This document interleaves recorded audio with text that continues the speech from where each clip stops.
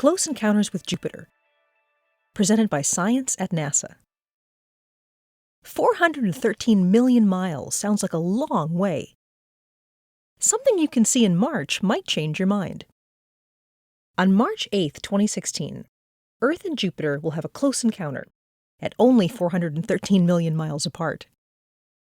Jupiter rises in the east at sunset, shining 3 times brighter than Sirius, the brightest star in the sky. The giant planet will be up all night, soaring almost overhead at midnight, and not setting until the sky brightens with the twilight hues of sunrise on March 9th. Earth-Jupiter close encounters happen every 13 months when the Earth's orbit laps Jupiter's orbit in their race around the Sun. Astronomers call these events oppositions of Jupiter, because Jupiter and the Sun are on opposite sides of the sky. The view through a backyard telescope is excellent. Because Jupiter is so close, the planet's disk can be seen in rare detail, and there's a lot to see. The Great Red Spot, located in the southern hemisphere of Jupiter, is a cyclone wider than Earth and has existed for hundreds of years. It is easily recognizable among the planet's alternating cloud belts. The 4 Galilean moons of Jupiter are easy targets too. These are planet-sized worlds with active volcanoes, Io, underground oceans, Europa, vast fields of craters, Callisto, and mysterious global grooves, Ganymede. At 413 million miles, Jupiter will look marvelously close. A NASA spacecraft named Juno is about to take an even closer look. Launched in August 2011, Juno will reach the giant planet on the 4th of July, 2016, and enter into a polar elliptical orbit that takes it as little as 3,100 miles from Jupiter's cloud tops at its closest point in its orbit. This proximity will allow researchers to probe Jupiter's interior, long hidden from view.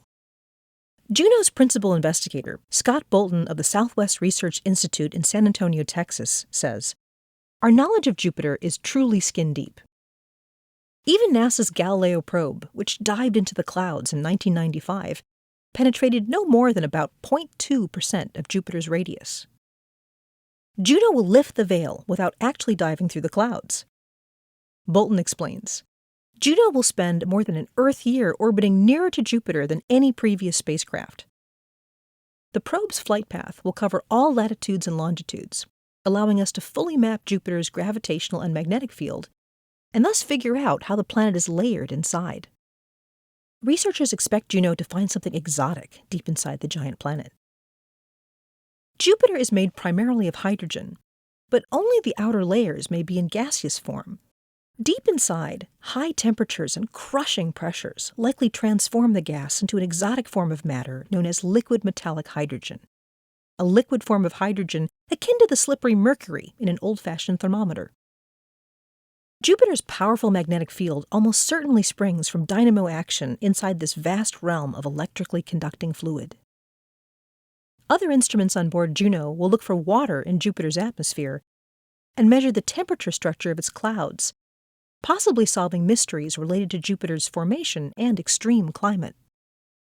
Last but not least is JunoCam, a color camera modeled after the descent camera from the Mars rover Curiosity. The overwhelming majority of JunoCam's targets will be chosen by the public, with the data being processed by them as well. Bolton says, "We want to give people an opportunity to participate with NASA. This is citizen science at its best." Swooping low over Jupiter's clouds, JunoCam will be able to photograph massive storms, powerful auroras, and of course, the unknown, at point-blank range. Until then, mark your calendar for March 8th and 9th. See Jupiter from your own backyard. Then, start making a wish list for JunoCam. After all, it's your camera. For more about the Juno mission, go to www.nasa.gov/Juno. For news about the mysteries of Jupiter, our solar system, and more, visit science.nasa.gov.